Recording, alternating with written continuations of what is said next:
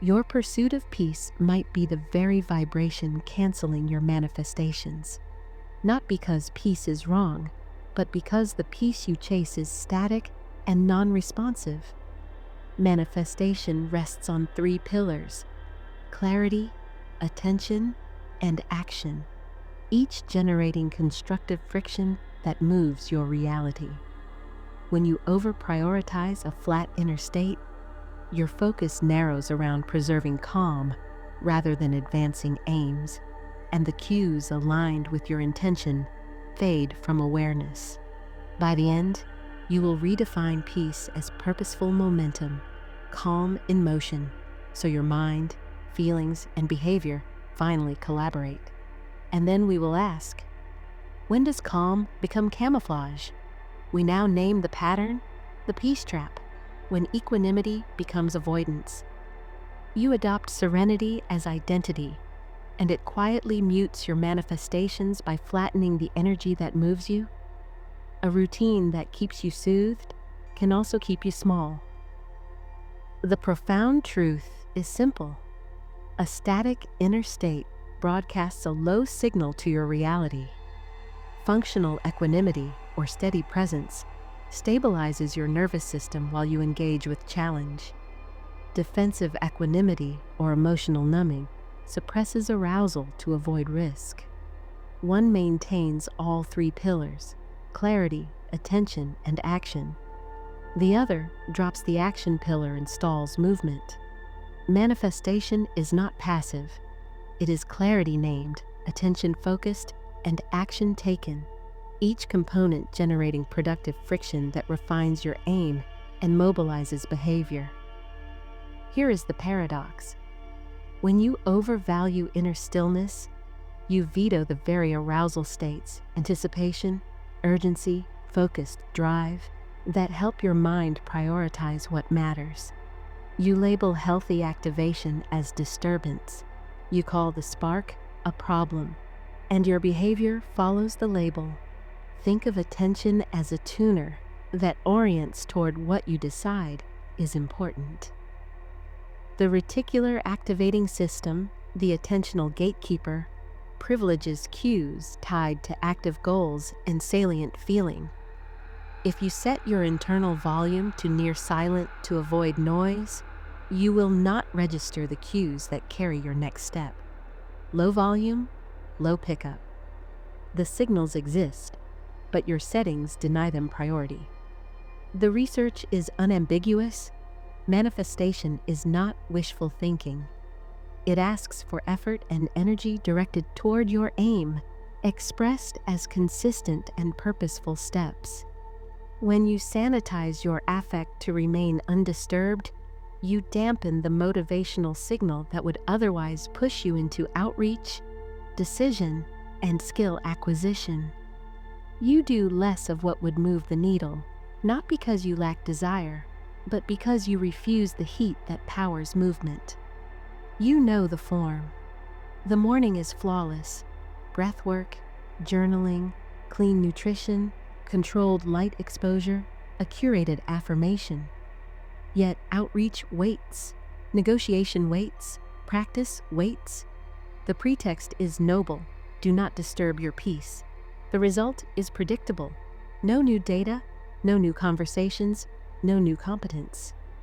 The day feels pure, but your reality remains unchanged because the necessary risks remain unentered. Spiritually, peace is not the absence of waves.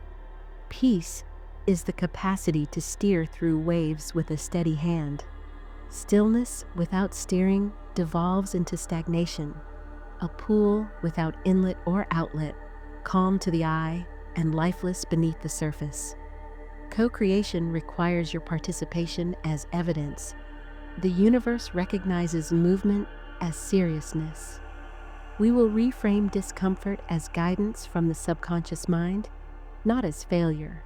The flutter you resist is propulsion requesting direction. Sanction it, and attention sharpens, behavior organizes, and doors appear. Your serenity must be load-bearing. If it cannot tolerate movement, it is not peace, it is paralysis. Next, we examine how a flat inner sea dulls your navigational system and hides opportunities that were already within reach. We now turn to the instrument that orients your attention in real time. Your RAS is listening, how static calm blinds your navigation. The Reticular Activating System, or RAS, functions as a simple filter. Tell it to notice red, and red appears everywhere. Set a clear intention, and it highlights what relates to that intention. That is the principle we use. Here is the conflict.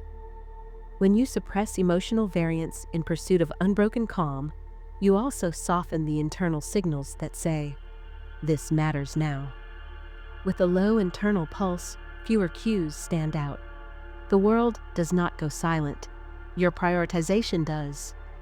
Thus, calm, when flattened into sameness, becomes a veil over relevance. Consider a concrete case. You devote 2 weeks to peaceful visualization, but you take no steps. The inbox contains replies and introductions, yet nothing feels urgent because your intention was never marked with immediacy. Without a clear internal "look for this," the RAS does not elevate those cues. They sit in plain sight, unselected, while you maintain an even affect and wonder why nothing moves. The practical correction is straightforward and research-aligned. Make the aim explicit. State the intention in one sentence. Use a simple visual cue, a line on a card, a note on your screen, that keeps the aim present. Then take one small, timely action.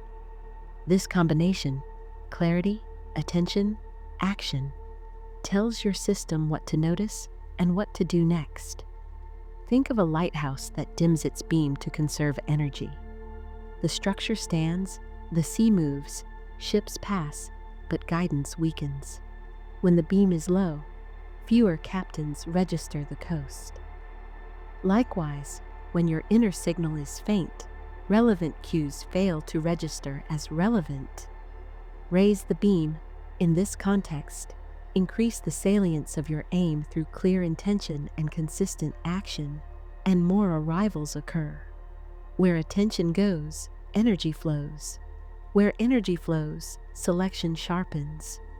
You do not need elaborate protocols. Use visualization to prime recognition. Keep the image and the wording simple. Pair it with a single step taken soon after you review the cue. One message sent, one call scheduled, one draft started. The act itself reinforces the filter. Action teaches your attention what deserves priority, and the RAS follows that instruction. This is not about chasing arousal for its own sake. It is about granting your intention a living pulse so perception differentiates.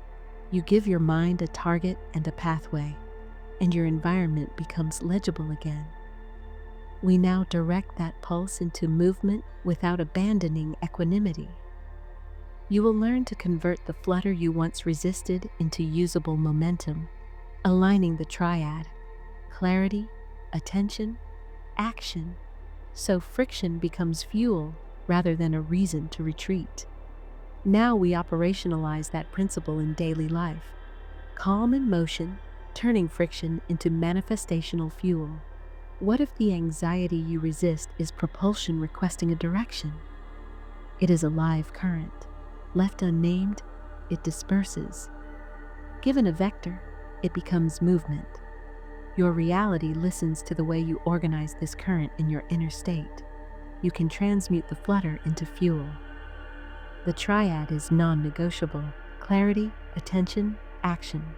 Treat it as a closed loop. Clarity, the precise articulation of a desired outcome, instructs your subconscious mind. Attention, the deliberate allocation of perceptual bandwidth, keeps the aim vivid. Action, the observable step taken now, feeds evidence back into the loop. Friction, defined as the tension between your current identity and your teleological destination, is data. It indicates edges of growth, not defects. Setbacks belong here. They are natural, expected, and instructive. They do not negate the path. They refine it. Here lies the common error. Many seekers mislabel friction as misalignment. They purge commitments, rituals, and relationships at the first sign of arousal, collapsing momentum. This teaches the subconscious mind that ambition equals pain, so it suppresses drive to preserve comfort. Consequently, the vibrational frequency flattens, and the field returns the same circumstances. You must not interpret a hurdle as a veto. Treat it as direction. We correct this with a protocol. Purposeful momentum means you codify a clear intention, install a daily visual cue, and move one needle within 15 minutes of exposure to that cue. First, write a precise intention statement that names the outcome and time frame. Second, create a visual cue system, a single written card on your desk or a focused board placed where your eyes land on waking. Third, execute one concrete act inside 15 minutes. Send one outbound message, submit one application, rehearse one skill cycle. Movement validates the aim.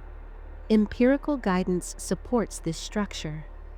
Use SMART goals: specific, measurable, attainable, relevant, and time-bound, to convert aspiration into executable segments.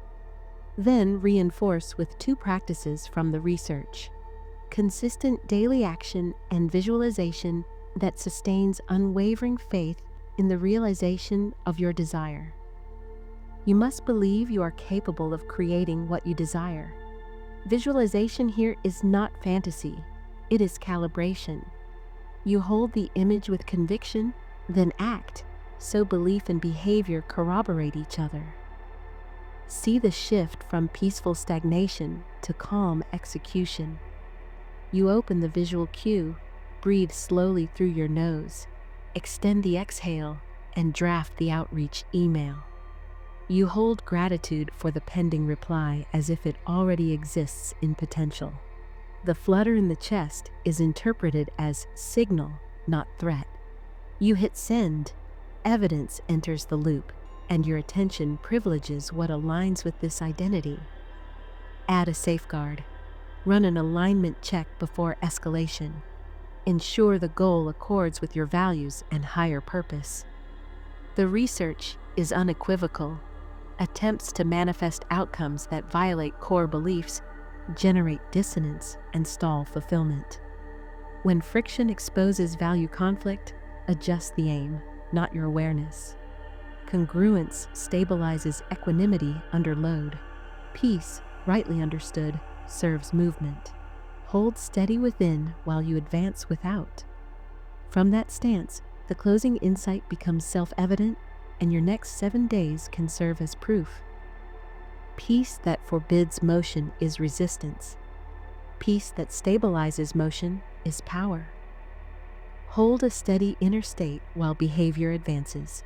As intention and action align, your reticular activating system highlights cues that corroborate your aim, because a living signal commands attention. Adopt a simple trial. For 7 days, choose one clear intention. Each morning, breathe slowly, visualize the outcome, state it aloud, and take one action under 15 minutes. Record what appears: names, links, openings, subtle shifts in tone. This is equanimity in action. Trust timing. Some manifestations mature over months or years. Maintain patience, consistent steps, and faith that the universe's intelligence conspires for you.